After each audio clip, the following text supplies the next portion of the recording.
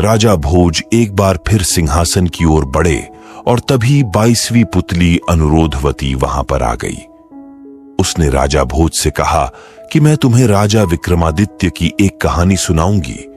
उसके बाद यह फैसला करना कि आप सिंहासन पर बैठने लायक हो या नहीं। इसके बाद 22वीं पुतली ने कहानी सुनाना शुरू किया। राजा विक्रमादित्य कला प्रेमी थी और अच्छे कलाकारों को सम्मानित करते थे। वह अपने दरबार में मौजूद योग्य लोगों का भी बहुत सम्मान करते थे। उन्हें चापलूसी बिल्कुल भी पसंद नहीं थी। राजा विक्रमादित्य के इस स्वभाव के बारे में जानकर एक दिन एक युवक उनसे मिलने उनके दरबार पहुंचा।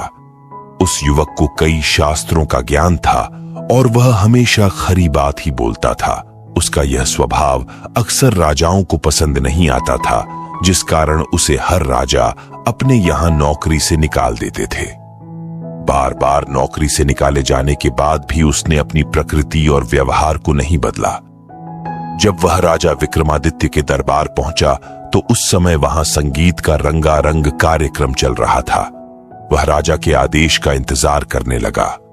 वह दरबार के दरवाजे पर खड़ा होकर संगीत सुन रहा था, जिसे सुनकर वह धीमी आवाज में बोला, दरबार में बैठे हुए लोग नासमझ हैं। इन्हें संगीत की बिल्कुल भी समझ नहीं है। साजिंदा अर्थात सारंगी बाला गलत धुन बजा रहा है, फिर भी कोई उसे रोक नहीं रहा है। उसे बोलते हुए वहां खड़े द्वारपाल ने सुन लिया, जिससे उसका चेहरा गुस्से से लाल हो गया। उसने युवक से कहा, महाराज विक्रमादित्य सच्ची कला के प्रेमी हैं और वह खुद दरबार में मौजूद हैं। द्वारपाल की बात सुनकर युवक हंसा और बोला, वह कला प्रेमी हो सकते हैं, लेकिन कला पारखी नहीं, क्योंकि वह साजिंदे की गलती को पकड़ नहीं पा रहे हैं।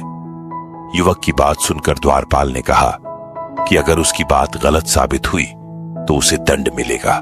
इस पर युवक ने कहा कि अगर उसकी बात गलत साबित हुई तो वह हर प्रकार की सजा के लिए तैयार है।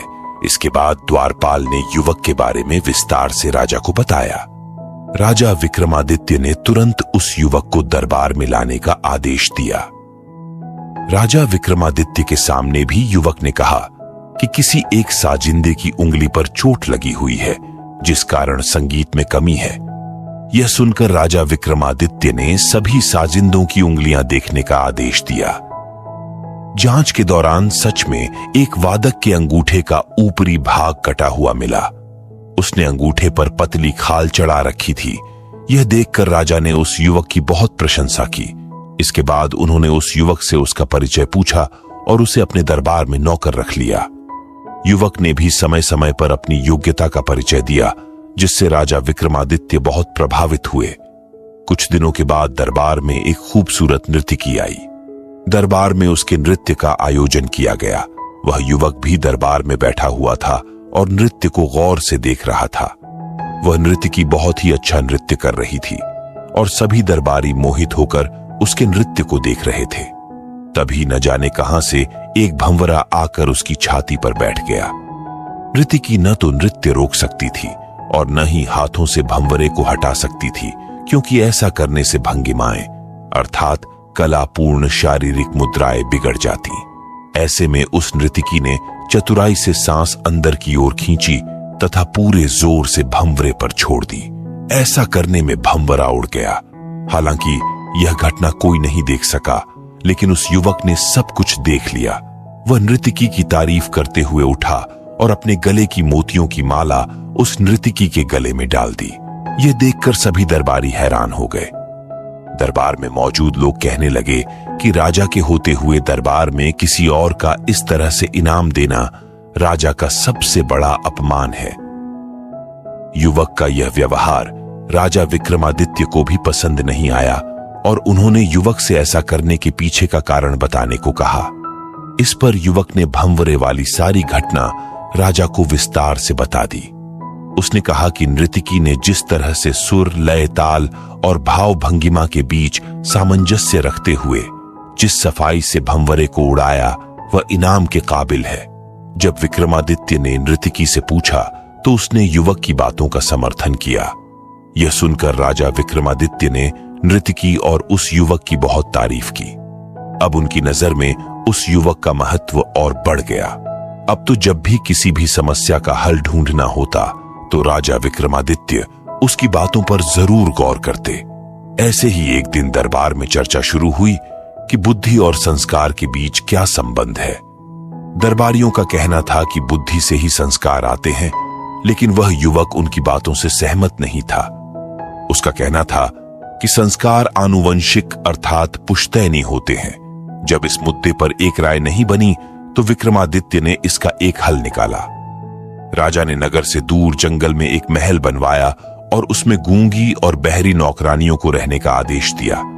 साथ ही 4 नवजात शिशुओं को उन नौकरानियों की देखरेख में रखा गया। इनमें से एक शिशु राजा विक्रमादित्य का था, जबकि एक महामंत्री का, एक कोतवाल का और एक ब्राह्मण का था। जब 12 वर्ष के बाद चारों बच्चे दरबार में पेश किए गए तो राजा विक्रमादित्य ने बारी बारी से उनसे पूछा, क्या तुम ठीक हो? चारों ने अलग अलग जवाब दिए। राजा के बेटे ने कहा, सब कुशल है। वहीं महामंत्री के बेटे ने कहा कि यह संसार नश्वर है, जब आने वाले को जाना है तो कुशलता कैसी? कोतवाल के बेटे ने कहा कि चोर चोरी करते हैं और नाम खराब निरपराधी का होता है, ऐसी हालत में कुशलता की सोचना बेकार है। अंत में ब्राह्मण के बेटे ने कहा कि जब आयु दिन ब दिन घटती जाती है तो कुशलता कैसी?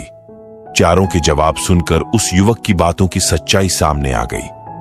राजा का बेटा निश्चित भाव से सब कुछ कुशल मानता था और मंत्री के बेटे ने तर्कपूर्ण उत्तर दिया।